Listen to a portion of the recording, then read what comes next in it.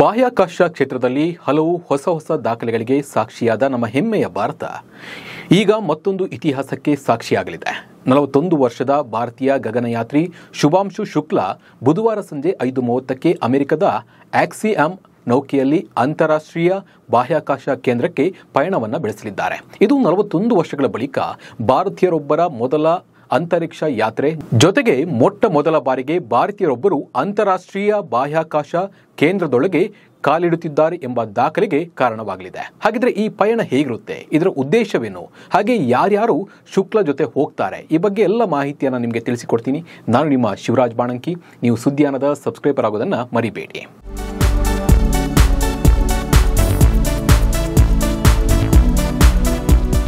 ಭಾರತದ ಬಾಹ್ಯಾಕಾಶ ಸಂಸ್ಥೆಯಾದ ಇಸ್ರೋ ಮತ್ತು ಅಮೆರಿಕದ ಬಾಹ್ಯಾಕಾಶ ಸಂಸ್ಥೆಯಾದ ನಾಸಾದ ಒಪ್ಪಂದದಂತೆ ಭಾರತೀಯ ವಾಯುಪಡೆಯ ಪೈಲಟ್ ಶುಭಾಂಶು ಶುಕ್ಲಾ ಇದೀಗ ಅಂತಾರಾಷ್ಟ್ರೀಯ ಬಾಹ್ಯಾಕಾಶ ಕೇಂದ್ರಕ್ಕೆ ತೆರಳುತ್ತಾ ಇದ್ದಾರೆ. ಭಾರತದಂತೆ ಪೋಲೆಂಡ್, ಹಂಗೇರಿ ದೇಶಗಳು ಕೂಡ ಮೊದಲ ಸಲ ತಮ್ಮ ಗಗನಯಾತ್ರಿಗಳನ್ನು ISIಗೆ ಕಳಿಸ್ತಾ ಇದೆ. ಅಮೆರಿಕದ ಆಕ್ಸಿಯಾಮ್ ನೌಕೆಯಲ್ಲಿ 4 ಯಾತ್ರಿಗಳು ಪಯಣವನ್ನು ಕೈಗೊಳ್ಳಲಿದ್ದಾರೆ. ಈ ನೌಕೆಯನ್ನು ಹೊತ್ತು ಎಲನ್ ಮಾಸ್ಕ್ ಒಡೆತನದ ಸ್ಪೇಸ್ ಎಕ್ಸ್ ಡ್ರ್ಯಾಗನ್ ನೌಕೆ ಬುಧವಾರ ಸಂಜೆ 5:30ಕ್ಕೆ ಬಾಹ್ಯಾಕಾಶಕ್ಕೆ ಜಿಗಿಯಲಿದೆ. 4 ಗಗನಯಾತ್ರಿಗಳನ್ನು ಹೊತ್ತ ನೌಕೆ ಬುಧವಾರ ಸಂಜೆ ಹೊರಟರು. ಅದು ISS ತಲುಪಲು ಭರ್ಜರಿ 28 ಗಂಟೆ ಬೇಕು. ಭೂಮಿಯ ವಿವಿಧ ಕಕ್ಷೆಯಲ್ಲಿ ಸುತ್ತಿದ ಬಳಿಕ ಗುರುವಾರ ರಾತ್ರಿ 10 ಗಂಟೆಯ ವೇಳೆಗೆ 4 ಹೊತ್ತ ನೌಕೆ ISS ತಲುಪಲಿದೆ. 14 ದಿನಗಳ ISS ವಾಸ. 4 ಗಗನಯಾತ್ರಿಗಳು ಒಟ್ಟು 14 ದಿನಗಳ ಕಾಲ ISSನಲ್ಲಿ ತಂಗಲಿದ್ದಾರೆ. ಈ ವೇಳೆ ಅವರು ಬಾಹ್ಯಾಕಾಶ ಯಾನದ ಅನುಭವಗಳ ಜೊತೆಗೆ ತಮ್ಮ ದೇಶಕ್ಕೆ ಸಂಬಂಧಪಟ್ಟ ಒಟ್ಟು 60 ಪ್ರತ್ಯೇಕ ಪ್ರಯೋಗಗಳನ್ನು ನಡೆಸಿ ಬಳಿಕ ಭೂಮಿಗೆ ಮರಳಲಿದ್ದಾರೆ. ಎಷ್ಟು ಜನ ಗಗನಯಾತ್ರಿಗಳು ಹೋಗ್ತಾರೆ? ಒಟ್ಟು 4 ಜನ ಗಗನಯಾನ ಮಾಡಲಿದ್ದಾರೆ. ಭಾರತದ ಶುಭಾಂಶು ಶುಕ್ಲಾ ಪೈಲಟ್, ಅಮೆರಿಕದ ಪೆಗ್ಗಿ ವಿಟ್ಸನ್ ಪೈಲಟ್, ಪೋಲೆಂಡ್ನ ಸ್ಲೋವಜ್ ಉಜ್ನಾಸ್ಕಿ ಇವರು ವಿಜ್ಞಾನಿ ಹಾಗೂ ಇಂಜಿನಿಯರ್, ಮತ್ತು ಹಂಗೇರಿಯ ಟಿಬರ್ ಕಪು ಇವರು ಇಂಜಿನಿಯರ್ ಆಗಿದ್ದು ISSಗೆ ತೆರಳಲಿದ್ದಾರೆ. 41 ವರ್ಷದ ಬಳಿಕ ಯಾತ್ರೆ. 1984ರ ಏಪ್ರಿಲ್ 3ರಂದು ರಷ್ಯಾದ ಸೋಯಾಜ್ T-11 ನೌಕೆಯಲ್ಲಿ ಭಾರತೀಯ ಗಗನಯಾತ್ರಿ ರಾಕೇಶ್ ಶರ್ಮಾ ಭಾರತದ ಮೊದಲ ಬಾಹ್ಯಾಕಾಶ ಯಾನ ಕೈಗೊಂಡಿದ್ರು. ಈ ವೇಳೆ ಅವರಿಗೆ ದೂರವಾಣಿ ಕರೆ ಮಾಡಿದ ಭಾರತದ ಅಂದಿನ ಪ್ರಧಾನಿ ಇಂದಿರಾ ಗಾಂಧಿ ಆಗಸದಿಂದ ಭಾರತ ಹೇಗೆ ಕಾಣ್ತದೆ ಎಂದು ಪ್ರಶ್ನಿಸಿದ್ರು. ಇದಕ್ಕೆ ಶರ್ಮಾ ಸಾರೆ ಜಾನ್ಸೆ ಹಚ್ಚ ಅಂತ ಹೇಳಿದ್ರು. ಶರ್ಮಾ 7 ದಿನ 21 ಗಂಟೆ 40 ನಿಮಿಷ ಅಂತರಿಕ್ಷದಲ್ಲಿದ್ದರು.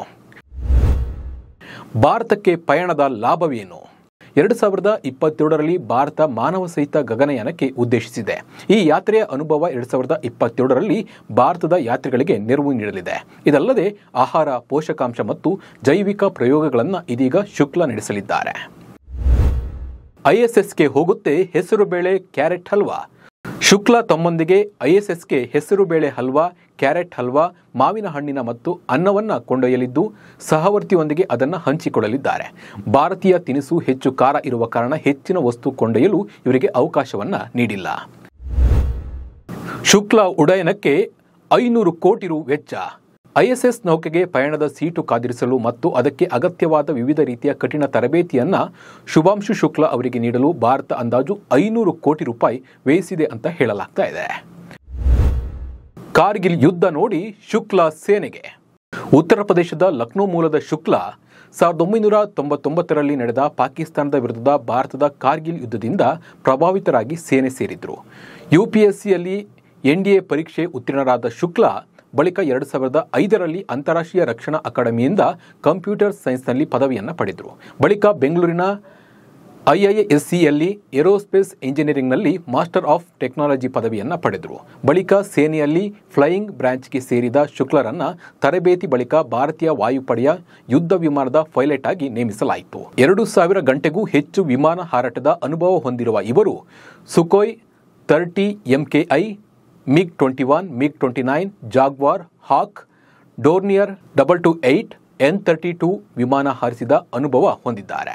2020ರಲ್ಲಿ ಅಂತಿಮ 4ರ ಪಟ್ಟಿಯಲ್ಲಿ ಸ್ಥಾನ ಪಡೆದ ಶುಕ್ಲಾ ಹೆಸರನ್ನ ISS ಪ್ರಯಾಣದ ವ್ಯಕ್ತಿ ಎಂದು 2021ರಲ್ಲಿ ಪ್ರಧಾನಿ ನರೇಂದ್ರ ಮೋದಿ ಘೋಷಿಸಿದರು. ಒಟ್ನಲ್ಲಿ ನಮ್ಮ ಹೆಮ್ಮೆಯ ಪುತ್ರ ಗಗನ ಯಾತ್ರೆ ಮಾಡ್ತಾ ಇದ್ದು ಅವರಿಗೆ ಶುಭವಾಗಲಿ ಎಂದು ಹಾರೈಸೋಣ. ನಮಸ್ಕಾರ.